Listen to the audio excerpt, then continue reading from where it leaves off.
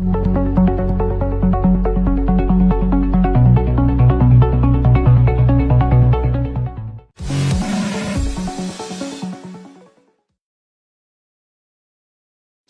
I thank you for being online watching this communication. First of all, allow me to remind you that I was supposed to communicate to you on Friday. However, like I updated you, on Friday, our network was deliberately slowed down and then finally switched off. Not only the internet network, but also power was switched off. Therefore, I was not able to communicate to you from Magere. And indeed, when updated you, I've been seeing many of your comments advising me not to speak to you from my Magere home because the same thing would happen. And therefore, I heeded to your advice, and today I'm not streaming live from Magere. We decided to move this communication to today, Sunday, for various reasons. But most importantly, because we knew that Museveni is going to speak today. And because he's going to speak today, chances are fewer that the internet will be switched off because he also wants to communicate to the people of Uganda. Imagine where we are, ladies and gentlemen, where we can only time our communication, where we can only speak when Museveni wants people to listen. And therefore, I'm glad to be talking to you today regardless. Today, I want to talk to you about three things. One, I want to appreciate all of you for the work and all the various things that you've been doing in support of the struggle. I also want to update you on the state of affairs in our country and the state of our struggle. And finally, I want to suggest a way forward. I am glad that I'm able to come to you straight without any glitches. As on Friday, many of you know that along the campaign trail, network jammers were always stationed where we were to make sure we don't stream live to you. And in the same way, network jammers were driven. There's a truck that jams the network that was driven and parked at my Magere home. I'm even informed a few minutes ago that the network around Magere was once again slowed down. I'm glad that we thought before time, and now we are able to talk to you. I want to thank you, fellow Ugandans, very, very much for the support. Thank you very much. Mwebale nyo, mwebale ddala bannange, eyalama noi, mwebale ino, mwebale irala mwanyala nabi. Thank you very much for the support that you've given to us before, during, and after the elections. Ladies and gentlemen, it is you, fellow Ugandans here in Uganda and in the diaspora, that footed the bills of our posters, that bought the fuel, that fed us, that treated us, that did everything. Even if General Museveni likes to always claim that we are funded by foreigners, but we are funded and supported by you, the common Ugandans, here in Uganda and abroad. I cannot take you for granted. I want you to know that you are the wind beneath our wings. Thank you very much for turning up to vote. Thank you very much for giving me your trust, for voting me, electing me as your president, because I know you voted for me to be your president. And I know that we won. We won according to the declaration forms that we were able to collect, up to 25,000 declaration forms, and those that we could not access, including the ones that were confiscated from us and from our agents by soldiers and the police. Where we didn't get declaration forms, we relied on those that came from the Electoral Commission, even when we don't trust them. So according to our tally, our finding is that we won with 54.19%. In the face of all the rigging, we are aware, as you watched the military police officers critiquing all available ballot papers in favor of General Museveni. I already updated you, ladies and gentlemen, that military trucks were moving from one polling station to another, especially in the districts of Western Uganda and Northern Uganda, taking all available ballot papers in favor of General Museveni. Many places were not able to vote. in northern and western Uganda. At many polling stations, the voters reached but were told that the election was not taking place. Some were told that they could only vote for their members of parliament and go back home. They could not vote for the president. So in the face of all those irregularities, I am proud that you Ugandans asserted your voices very solidly. And therefore, I am confident to inform you, ladies and gentlemen, that we won this election. Of course, as you know, General Museveni, using the military, police, and all other institutions of state, rigged this election, albeit brainlessly, but they rigged it. We are all aware that the Electoral Commission announced the results before even actually counting. That explains why they every now and then put up contradicting declaration forms, trying to justify their rigging. So I thank you, ladies and gentlemen, for turning up and voting, and most importantly, voting for change. I want to thank you for supporting us during the election, but most importantly, supporting us after that election. You are all aware that General Museveni started arresting our people, torturing them so bad. Many have shown up dead, while others are still in hospital, nursing wounds of torture. You, ladies and gentlemen, especially you friends in the diaspora, the US chapter, the European chapter, the friends of Uganda across the world, you have supported us. You have treated the victims of torture. You have treated those that are with grave injuries. And indeed, those that have died, you've supported us. For example, just the day before yesterday, we were laying our comrade Fabian in Arua. You supported the funeral. You supported the transportation of the body. We salute you, ladies and gentlemen. We continue to be motivated by your kindness. And we can only say we won't give up, simply because we know that you are there. We also thank you, ladies and gentlemen, for supporting those comrades that are in incarceration. You've constantly supported those in Chitalia, those in different prisons across the country, with meals, with bail money, with legal assistance, and all the assistance that you've extended to their families, the welfare of their families. Hundreds of our comrades are in prison, but their families don't lack. Not because of we, the leaders, but because of you, Ugandans, that dig deep in your pockets to ensure that these comrades are constantly reminded that they are not alone. Thank you very much. I cannot thank you enough, ladies and gentlemen, but I'll only say that God should bless you abundantly, and we can only pledge not to give up. I want to update you about the state of affairs in our country. Ladies and gentlemen, as you are aware, after the election, knowing the kind of crime that he had committed, knowing the kind of fraud that they just gotten involved in, General Museveni and Sonia Zifola Busungu, he started rounding up all our people. Abductions increased. Many people have been abducted. Some have shown up dead, like in Mukono and in northern Uganda, while others have shown up with grave injuries.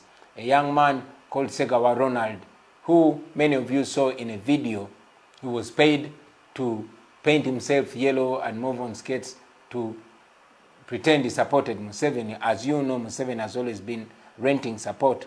This young man was captured on camera telling the people of Uganda that he is there to make money, but his heart was for change. Segawa was abducted, beaten so bad. 3 of his fingers were cut off. His teeth were removed. He was tortured and dumped for dead. Good Samaritans picked him up, took him to hospital. Like many others, he is still recovering, but he is strong. Not only that, I can only give you a few examples, ladies and gentlemen, but the abductions have increased. More than 600 people have gone missing. Just today, a young man from Nachifuma, famously known as Jimani, was abducted. Nobody knows where he is. And a few of those that have showed up, you've seen they've come out bearing marks of torture. Many have been murdered, like I've said. The females that have been lucky to resurface have reported being raped in detention by government security. Others have been tortured so bad that they even fear to speak. We have a newly elected mayor in Buama. He has been missing for a month, but when he and his comrades showed up, they could not dare speak because their close associates tell us that they were gravely intimidated and promised to be murdered if they dared to speak out. However, it's at this note that I want to encourage all of you friends, speak out.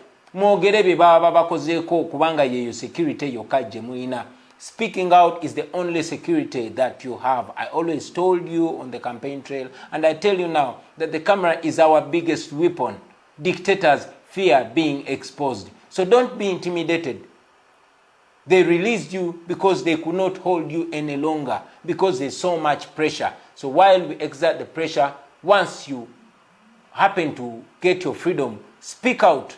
Your speaking out is going to be life-saving for the many people that are in incarceration. Let these murderers know that they cannot go scot-free. Let these murderers know that everybody that comes out will expose them. That is the only way we can stop this crime.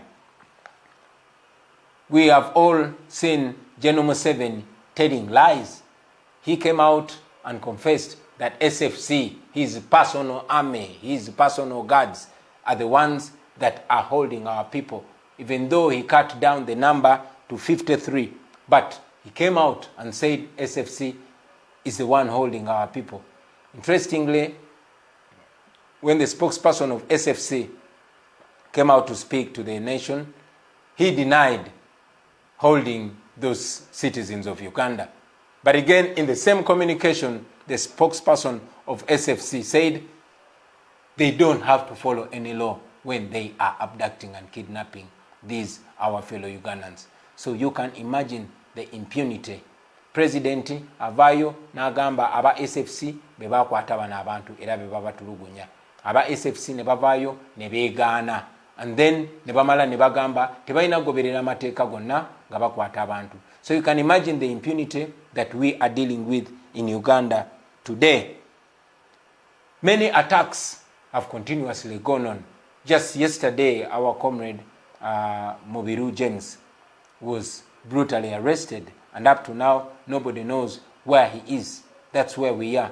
And sadly, this is not only happening to those in the opposition, but even those that have supported the NRM for the longest time. I was watching TV, and I recall with misery a lady that has been a diehard of NRM and the Museveni supporter, crying, looking for her son. She cannot find her son because her son was abducted and he is missing, simply because the son is supporting change, because the son is supporting Chagulanyi.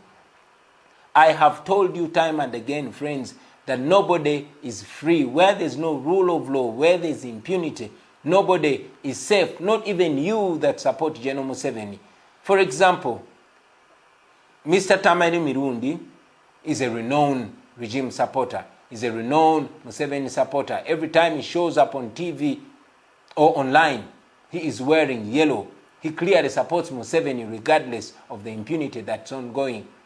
On Friday, the day I was supposed to communicate to you, I learned that his son, Tamale Mirundi Jr., was attacked and beaten very badly, losing teeth and having to go through an operation.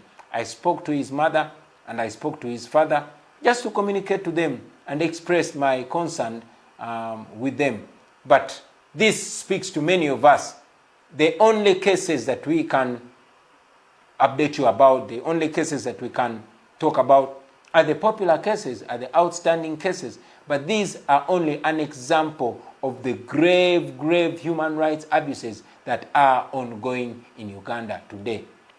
Imagine if the military attacks and tortures and brutalizes children of renowned NRM supporters. What do you think happens to the rest of the country? What do you think happens to the little known young men and women in the ghetto? That is where we are. That is who Museveni really is. We sympathize with you friends. Tubasasira, tuyimiridde namwe, naye era twagala mumanye mikwano gyaffe. Tibye twogerako bikutuuka ku buli muntu. Injustice to one is injustice to all. What affects one directly affects all indirectly. Ekyo kinyigiriza abantu abamu directly, kinyigiriza n'abalala indirectly. Ensonga lwaki namwe bannaffe abagamba nti muwagira Mwami Museveni tetumuwalana ng'omuntu naye tuwalana ebikolobero Museveni byakola. Museveni yavumiriranga Idi Amin. Now he's doing 10 times worse than Idi Amin. And that should speak to you. It should speak to all of us. We are fighting against injustice, against impunity, against lawlessness, against state-inspired violence, against human rights abuses. And nobody is safe until we are all safe. So it is sad, very sad to know. I mean, the other day I was in Chitalia visiting some of our comrades. But among them is a 21-year-old young man. His name is Mujuche, also known as Lukman. Lukman Kampala is our cameraman. He turned 21 years yesterday. But Lukman was arrested and now detained in Chitalia for simply associating with National Unity Platform, for simply being a member of People Power, for simply supporting Kyagulanyi and being a friend to Kyagulanyi. Lukman's father was among the soldiers that ushered in the NRM regime. Lukman fought to bring in, Lukman's father, fought to bring in Museveni into power. Tata wa Lukman, oboliawo yali asubira that the son will live in a better Uganda. These, our parents, struggled to make sure that children live in a better Uganda. But here we are watching Raphael Mwejuche, a son to an NRA Bush hero, who is now in Chitalia, simply because he is exercising his democratic right. That is very sad. Many young men and women have been arrested, rounded up. We have had numerous stories. When I was in Chitalia, I was informed that up to 90% of the inmates in Chitalia government prison are brought in for being associated with NUP.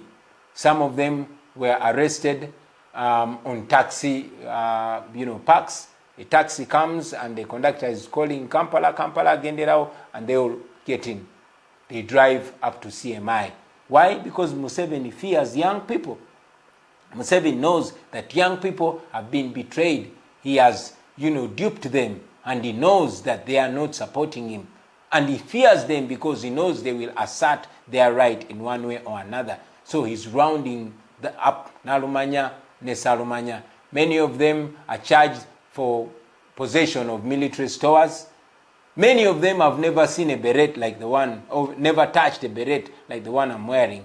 But when they reach there, they are put in a room, made to wear a beret, a picture is taken, and they are detained in Chitalia.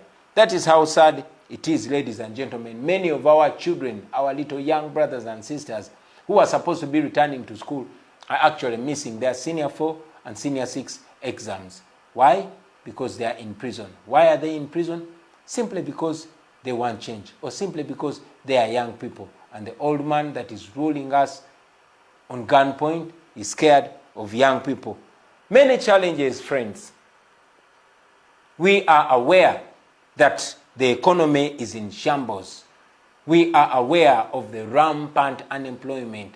So many businesses have crumbled. Many people have lost their jobs. Why? Because General Museveni wants to keep us in that position.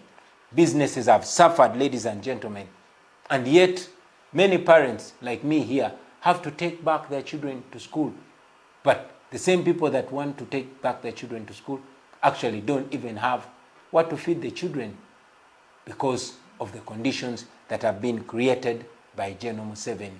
COVID-19 itself is being used as a political tool, and as if that's not enough, General Museveni has imposed a political curfew. So many of our people survive on border business, but by 7, borders are not allowed to work. As a person that grew up in the ghetto, As a person that always worked at night, there's something called the night economy. The people that rule over us don't know that actually there are millions of people that survive on the night economy. Those who cook tea and food, those who work in entertainment places, those who work in taxi parks at night, those who work through the night, they cannot work anymore. These are people that are expected to survive.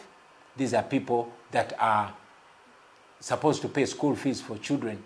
But unfortunately, their lives were put to a halt. There's no justification. Museveni cannot explain the relationship between curfew and COVID-19, but they continue to impose a curfew on our people, even when it's not justified.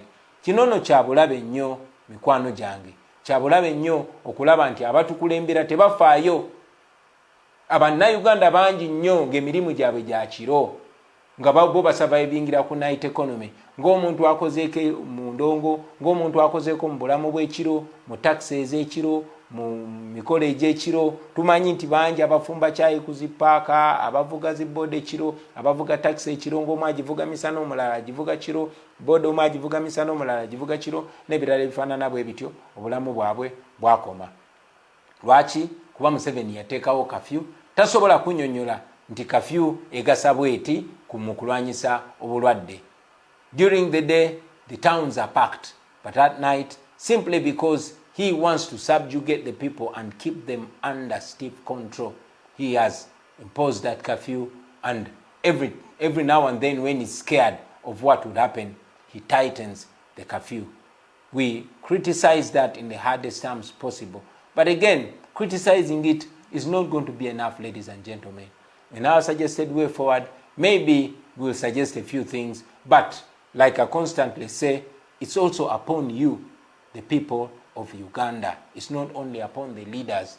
You are leaders too, so you can also devise solutions. Besides the night economy that has died, the health care sector. We borrowed loads of money to revamp our health care.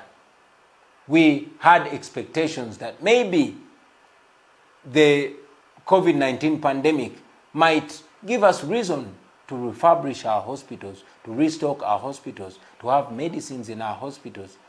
Alas, General Museveni used all the borrowed money to ensure that he uses it in campaigns, to ensure that he uses that money to, perpetuate himself in power. And for that reason, our health sector continues to sink. Our hospitals and health centers continue to be sick themselves. People suffering from COVID-19 are dying here in Uganda because of reasons like lack of oxygen. You can imagine, in a pandemic, in a health crisis, hospitals are doing worse than they were doing before, despite of the trillions borrowed. Insecurity. We are facing insecurity brought by security. What do I mean?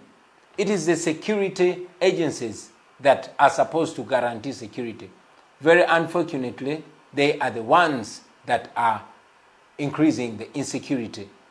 We are aware that police officers, LDUs, soldiers are the ones either robbing people or waylaying them and extorting money from them. Just a simple drive at 8 o'clock, you're going to find people rounded up. If you are able to bring 10,000 or 5,000, you will go home. If you're not, then you're going to go to prison.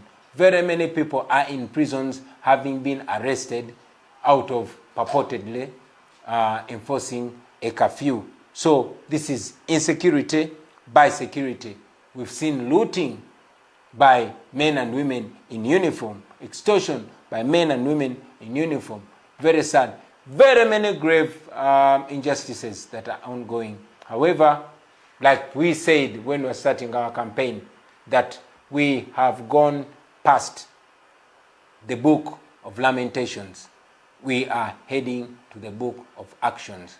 So because I don't intend to take so long communicating, ladies and gentlemen, it is necessary to remind us of the challenges that we are facing as a nation. But again, we want to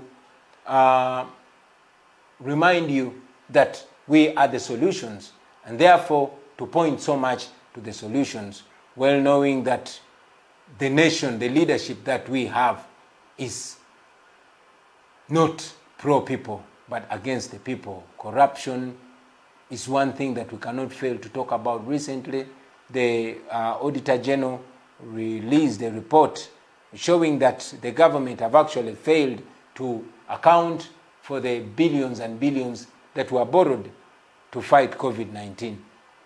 Twewoze billion ne billion, government tesobola kulaga ngeri gye zaafulumiziddwa nenga zaafulumiziddwa. And that is how it has been. Every day in the papers there's a story talking about corruption, talking about billions and billions that have been stolen. Unfortunately, these billions are stolen either by relatives of the president, or by cohorts of the president, or the inner circle of the president, or the untouchables of this country. And therefore, we can only talk about it and leave it there. And that's it, until we decide to paint a better way forward. Number 3, the way forward. What is the way forward? With all the challenges that we've mentioned, ladies and gentlemen, with all the injustices, with all the unbearable pains that we are facing, what is the way forward? First and foremost, we looked at changing leadership, and that is why we went into the election, which election was marred with brutality, with lawlessness, with murder. Hundreds of our people were killed, and looking at the 18th and 19th of November, over 100 shot dead. Nobody held accountable, only for General Museveni to come out chest thumping and congratulating his boys for a job well done. And the killing has continued. We won the election, but we were not announced winners. I was put under house arrest. We petitioned the Supreme Court. You all saw how the Chief Justice conducted himself and his remarks.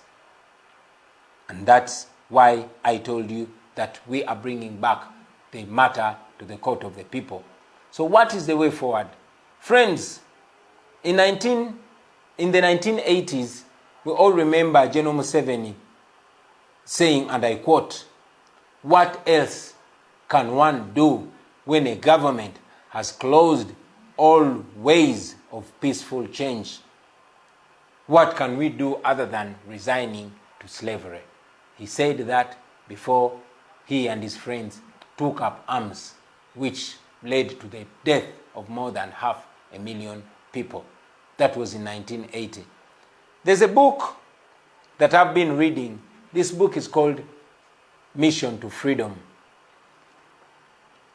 Uganda Resistance News. It was written between 1981 and 1985. This book was written by Museveni and his friends. I want to quote from this very book. I will read for you a little bit from page 3.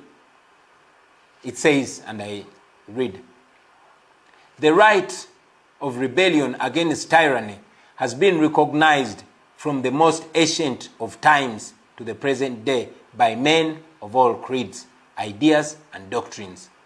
It is part and parcel of the notion of political liberty. It transcends any narrow laws enacted by petty dictators and despots." The right to rebellion transcends any laws enacted by petty dictators and despots, just like Museveni. He goes on to say, "The right to rebel against tyranny was at the very root of the American War of Independence against the British imperialism. It was at the root of the French Revolution against divine right and monarchical despotism. It was at the root of many successful anti-colonial wars in countries here in Africa and elsewhere. For example, Algeria, Kenya, Zimbabwe, Mozambique, Guinea-Bissau, Angola, and others. Even the normally imperturbable Britons found occasion to invoke this right on a number of occasions. Once at Rudumide, to force King John to sign the Magna Carta, and on other occasions to depose crowned kings like James II and Charles. This golden right was aptly defined by the American Declaration of Independence signed on July 4th, 1776 in Philadelphia.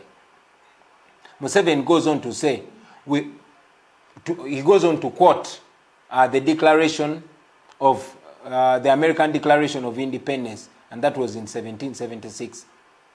It says, "We hold these truths to be self-evident, that all men are created equal, that they are endowed by their Creator with certain inalienable rights, that among these are the right to life, to liberty, and the pursuit of happiness.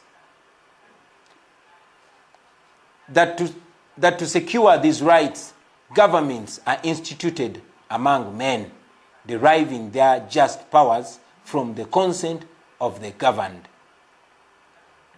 That whenever any form of government becomes destructive to these ends, it is the right of the people to alter, abolish it, and to institute a new government, laying its foundation on such principles and organizing its powers in such form as to them shall seem most likely to effect their safety and happiness." Museveni goes on to say, "Indeed, rebellion against tyranny is not only a right, it is a duty for all oppressed people to carry out. The glorious men of the French Revolution stated this truth most aptly in their Declaration of Rights of Man. When a government violates the rights of the people, insurrection is for them the most sacred of rights and most imperative of duty." Muwulire ebigambo bya Museveni. That is Museveni. He says, I'll read this again. The glorious men of the French Revolution stated this truth most aptly in their Declaration of the Rights of Man, that when government violates the rights of the people, insurrection is for them the most sacred of rights and the most imperative of duties. The people of Uganda have invoked this right and arisen to the call of duty and taken up arms against Obote's regime of blood, oppression, and national shame. Then he went ahead to give us a justification of the war. These words were spoken by Museveni when he was our age. They go on to give us a story of 1980. This is in a book written by Museveni. These are his words. Museveni goes on to say, on December 10th, 1980, Ugandans went to the polls. By late afternoon on December 11th, it was clear that UPC and Obote were heading for a resounding defeat, in spite of all the rigging that they had done at earlier stages of registration of voters, nomination of candidates, demarcation of electoral boundaries, etc. The UPC was seized with panic. Paulo Muwanga, at the time Obote's proxy as head of government, took over the powers of the Electoral Commission, and by his decree of December 11th, 1980, the decree stopped the returning officers and the Electoral Commission itself from declaring any results unless such results were personally approved by Muwanga. The decree further directed that all returning officers should not submit their constituency results to the Electoral Commission, but to himself, Paulo Muwanga, Obote's man at the time. A record fine of 70,000 in 1980, that was more than 200 million today. That was the fine imposed by Muwanga for anybody who did not comply with the decree. At a secret meeting throughout the night of December 11th, Obote and Muwanga proceeded to allocate seats to their party cohorts, even those that had not even gotten 10% of the votes. The following day of 12th December 1980, using their control of the national radio, the army, the police, and other state machinery, and backed by the government of Tanzania, Obote and Muwanga announced their coup. One became the president, the other became the vice president and minister for defense. Once again, a minority and unpopular clique was imposed on the people of Uganda, leaving them with no option but to take up arms in defense of the democratic rights. Those are words of Yoweri Museveni in 1980 up to 1985. Do you find any similarity to today? If you only remove the name Obote and put the name Museveni, if you only remove the name Paulo Muwanga and put a name of Byabakama, you will find that this whole writing becomes fresh again. Fellow Ugandans, we are back to that same point 40 years later. 40 years later, after losing more than 500,000 of our mothers and fathers, we are back to the same place. The same thing, and even worse, is happening today in our generation. So, what is the way forward? I've labored to go into all that detail so that you understand where we are and where we must go as a nation, as a generation. I've said it right from the word go that we are non-violent. We don't believe in violence. We are tired. We are frustrated. We are hungry and we are angry. But at least we still have a brain. We have conscience. We respect life. We are many, much more than these criminals. We are younger, therefore faster and stronger than them. We are more connected. We could be violent, but we choose not to use violence because violence only begets violence. Darkness cannot remove darkness. Only light can do that. Hate cannot remove hate. Only love can do that. Therefore, violence cannot stop violence. Only non-violence can do that. And we know that for us to win Museveni, we must not outdo him in violence. We must not outdo him in evil. We must be different. That's why we don't want to be evil. That's why we don't want to be violent. But what is the solution? I am glad to inform you, friends, that according to the research that we've done and the studies that we've had, we know that non-violence is much more powerful than violence.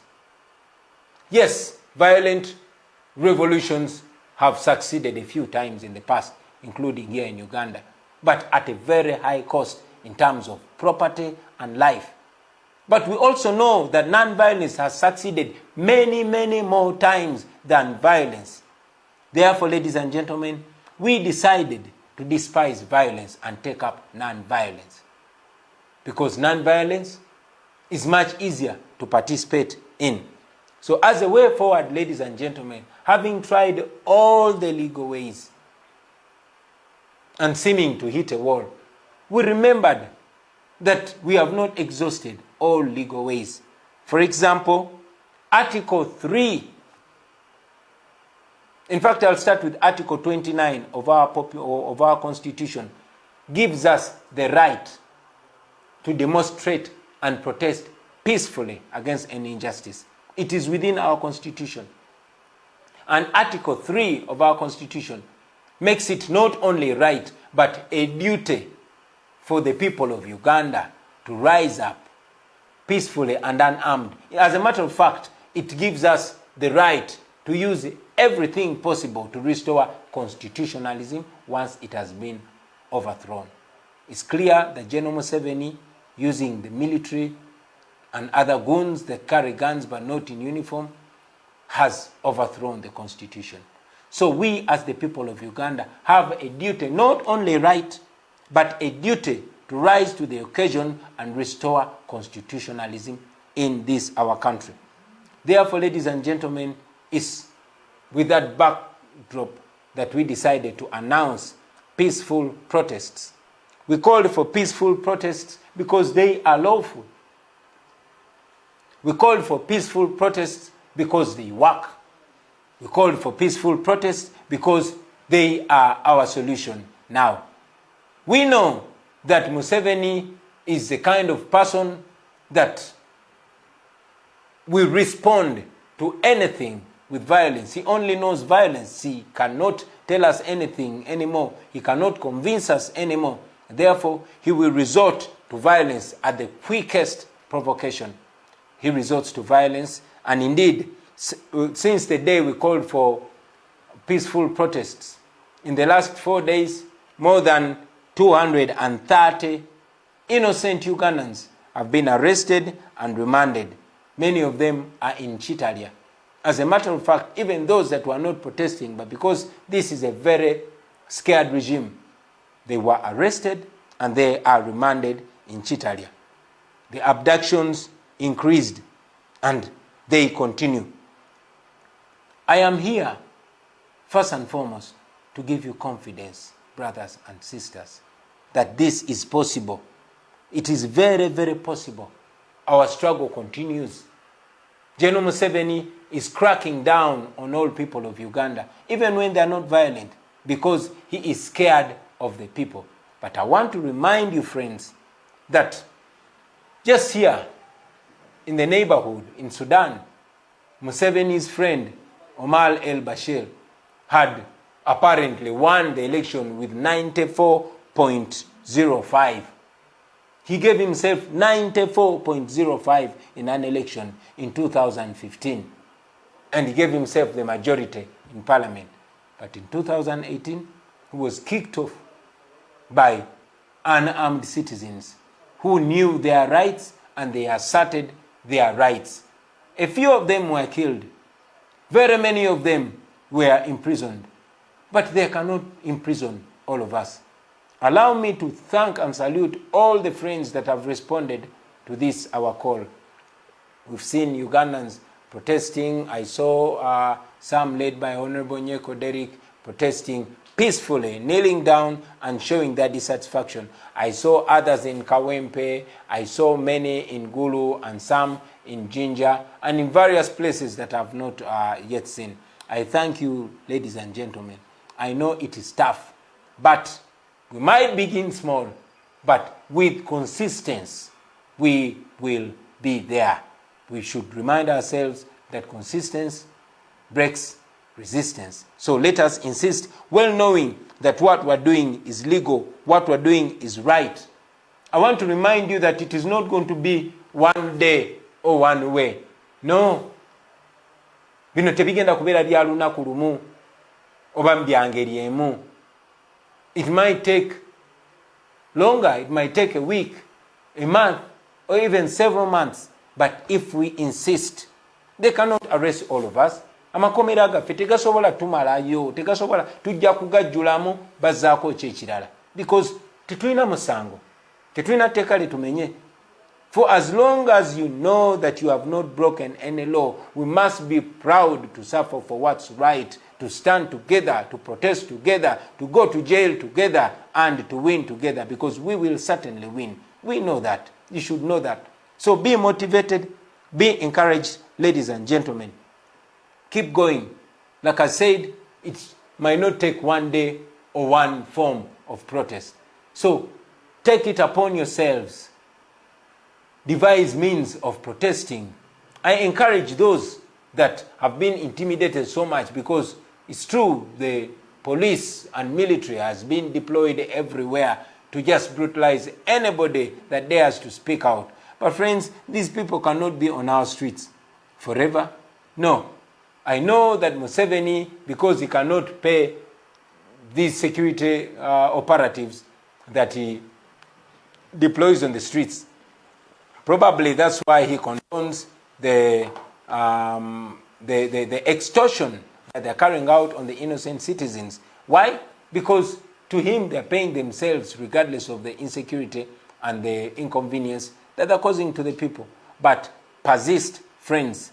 Keep going. Do not give up. We can do this, and we are going to do it. Let us find various ways of protesting, and we should go on to protest. Now, it's at this note, friends, that I want to note this very, very important issue, and that is the issue of discipline. Discipline. Discipline, friends. A revolution without discipline is dead at birth. A revolution without discipline is going to be very quickly vulgarized. We must be disciplined so that people join us. We must be disciplined so that we can distinguish ourselves as the ones who are right, while our detractors are wrong. We must exercise discipline so that we even encourage people to join us, so that we let people trust us. We must be disciplined. I want to discourage the business of maligning leaders, of calling out leaders, of some of our colleagues using social media to blackmail their colleagues. That is not what we are here for. We know that there are challenges everywhere. What one person has not done, you can do. The blackmail and constant calling out and constant, falsehoods that are trending on social media, they do not help our revolution. They only help the dictator. And that is what the dictator wants. So I discourage that. I don't support it, and it must stop. Kachino kanchogere ne mu Luganda mikwano jange. Ekigambo kya discipline. Ndabye bangi nnyo ku bannaffe ng'ate tebava naddala ku social media nga bamalininga nga basaaba ate bannaabwe be bali mu struggle y'emu. Tekina kye kitwongerako okudda ku social media n'oyogerera aba freedom fighter banno. Munno kyalemeddwa okukola gw'osobola okikola. Ekyokudda okusojjagana n'okwogeragana n'ebifuukule amafuukule tekitwongerako, wabula kyongerako dictator. As a matter of fact, dictator akikozesa nnyo okuteekawo olwatika-muffe, okutwawulayawula, okuteekawo obuteesigangana, to create doubt amongst the forces of change. Tekina kye kikwongerako gw'okudda ku social media n'okolokota ate bakulembeze banno. I've been seeing it and I don't like it. Ekyo njagala kikome embagirawo. Tetusobola kubanga tulwanyisa nakyemalira, tetusobola kubanga tulwanyisa omuntu abwamba abantu baffe, atta abantu baffe, ate amaanyi ge twandikozesezza okulwanirira bannaffe abawambibwa, abali mu kutulugunyizibwa essaawa zino, abali mu kulaayibwa, abakyala abali mu kukwatibwa, ate amaanyi ago ne tugawoza tyagamu tulwanyisiganye, buli tulwanyise bannaffe.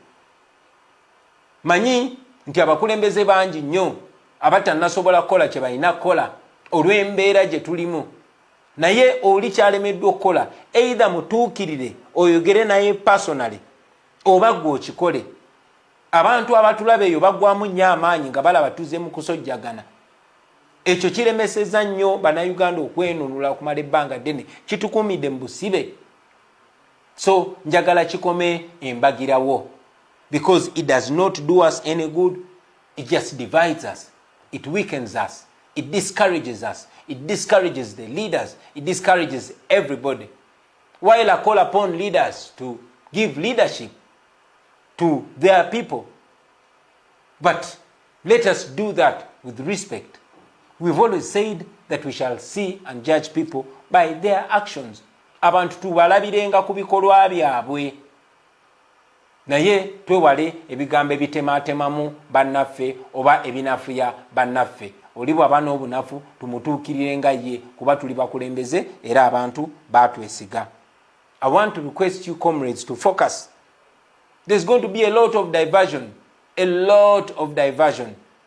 You're going to be told various stories. I've been watching various groups. A group will come and say, do not protest because you're going to cause us problems. Don't be diverted. Nalabye n'abalala bavuddeeyo ne beeyita aba people power naye nga baagala kutujja ku mulama. Temuwuliriza abo abasumbuyi abatabuzi.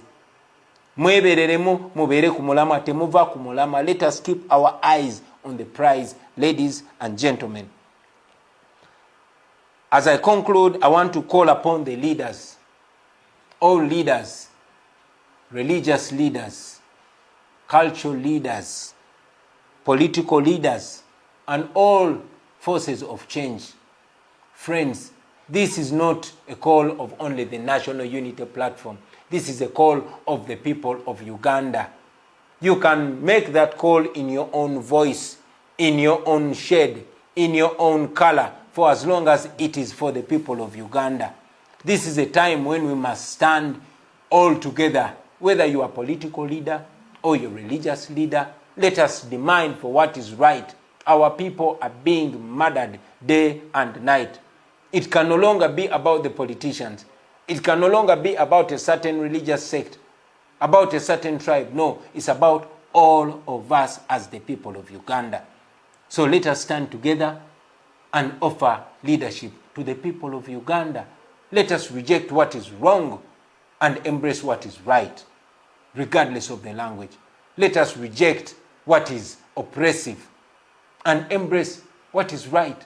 Let us reject what is unjust and embrace what is just. To all the leaders, it would be the best experience for the people of Uganda if we can all speak in one voice, with one voice. We don't have to stand on the same podium to say this, but the people know when you speak for them and when you speak not for them. So kindly embrace the call. All leaders, make the same call. Let us have our people stand up and liberate themselves. I encourage all of us to use social media, knowing that it is hard for such a message of freedom to be permitted on TV or radio. But let us use social media because it's very powerful, and all other means of communication. I want to encourage you not to give up, ladies and gentlemen. We have come from far. We have gained a lot of victories. We are glad that as we stand here, the people of Uganda are all aware and awake. It has never been the way it is. From the educated to the uneducated, the young, the old, the men, the women, the rich, the poor, all tribes, all religions, we all know what is right. So we should celebrate that as we move on. Let us not give up. We shall certainly win. We shall certainly get our freedom. Do not give up, ladies and gentlemen. Many are in prison. Many are dead. Many are in hospital. But let us remember that these people, including the ones that have paid the ultimate price, have done this to liberate us. For us who still can, let us keep soldiering on. Let us keep moving. Let us keep doing what is right. After all, the entire world is standing with us. After all, we are on the right side of history, on the right side of the law, on the right side of morality. The law is with us. The people of Uganda are with us, and God is with us. So don't give up. Aluta continua. As for me, I will be back.